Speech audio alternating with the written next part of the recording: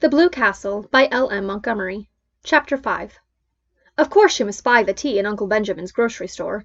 To buy it anywhere else was unthinkable. Yet Valancy hated to go to Uncle Benjamin's store on her 29th birthday. There was no hope that he would not remember it. "Why," demanded Uncle Benjamin leeringly as he tied up her tea, "are young ladies like bad grammarians?" Valancy, with Uncle Benjamin's will in the background of her mind, said meekly, "I don't know. Why?" "Because," chuckled Uncle Benjamin, "they can't decline matrimony." The two clerks, Joe Hammond and Claude Bertram, chuckled also, and Valancy disliked them a little more than ever. On the first day Claude Bertram had seen her in the store, she had heard him whisper to Joe, "Who was that?" And Joe had said, "Valancy Sterling, one of the Deerwood old maids." "Curable or incurable?" Claude had asked with a snicker, evidently thinking the question very clever. Valancy smarted anew with the sting of that old recollection. 29, Uncle Benjamin was saying. "Dear me, Doss, you're dangerously near the second corner, and not even thinking of getting married yet. 29. It seems impossible." Then Uncle Benjamin said an original thing. Uncle Benjamin said, "How time does fly." "I think it crawls," said Valancy passionately. Passion was so alien to Uncle Benjamin's conception of Valancy that he didn't know what to make of her. To cover his confusion, he asked another conundrum as he tied up her beans. Cousin Stickles had remembered at the last moment that they must have beans. Beans were cheap and filling. "What two ages are apt to prove illusory?" asked Uncle Benjamin. And, not waiting for Valancy to give it up, he added, "Mirage and marriage." "M-I-R-A-G-E is pronounced mirage," said Valancy shortly, picking up her tea and her beans. For the moment she did not care whether Uncle Benjamin cut her out of his will or not. She walked out of the store while Uncle Benjamin stared after her with his mouth open. Then he shook his head. "Poor Doss is taking it hard," he said. Valancy was sorry by the time she reached the next crossing. Why had she lost her patience like that? Uncle Benjamin would be annoyed and would likely tell her mother that Doss had been impertinent. To me! And her mother would lecture her for a week. "I've held my tongue for 20 years, thought Valancy. Why couldn't I have held it once more? Yes, it was just 20, Valancy reflected, since she had first been twitted with her loverless condition. She remembered the bitter moment perfectly. She was just 9 years old, and she was standing alone on the school playground while the other little girls of her class were playing a game in which you must be chosen by a boy as his partner before you could play. Nobody had chosen Valancy. Little, pale, black-haired Valancy, with her prim, long-sleeved apron and odd, slanted eyes. "Oh," said a pretty little girl next to her, "I'm so sorry for you. You haven't got a beau." Valancy had said defiantly, as she continued to say for 20 years, "I don't want a beau." But this afternoon, Valancy, once and for all, stopped saying that. "I'm going to be honest with myself, anyhow," she thought savagely.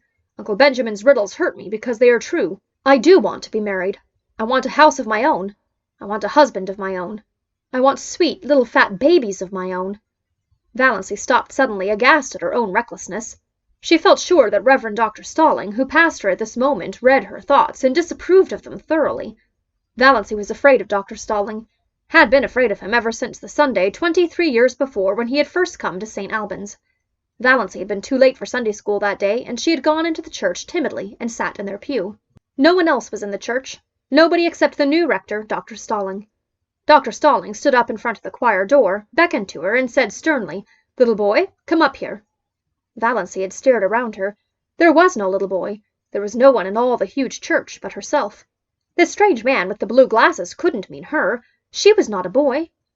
"Little boy," repeated Dr. Stalling, more sternly still, shaking his forefinger fiercely at her.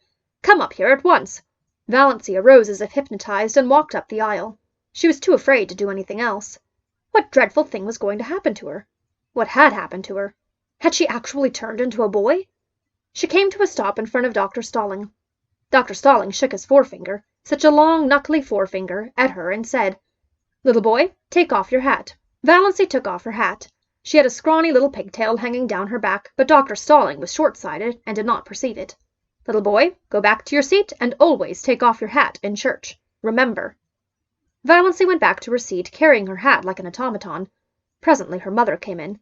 "Doss," said Mrs. Sterling, "what do you mean by taking off your hat? Put it on instantly." Valancy put it on instantly. She was cold with fear lest Dr. Stalling should immediately summon her up front again. She would have to go, of course.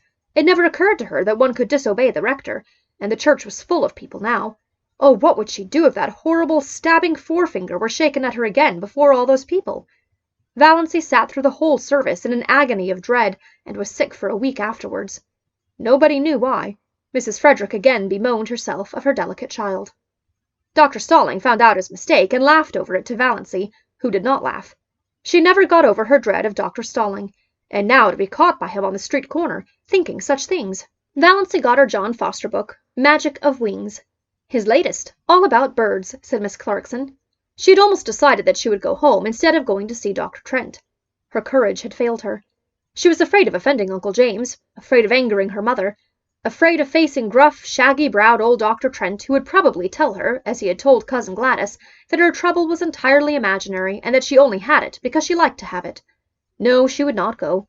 She would get a bottle of Redfern's purple pills instead. Redfern's purple pills were the standard medicine of the Sterling clan. Had they not cured second cousin Geraldine when 5 doctors had given her up? Valancy always felt very skeptical concerning the virtues of the purple pills, but there might be something in them, and it was easier to take them than to face Dr. Trent alone. She would glance over the magazines in the reading room a few minutes, and then go home.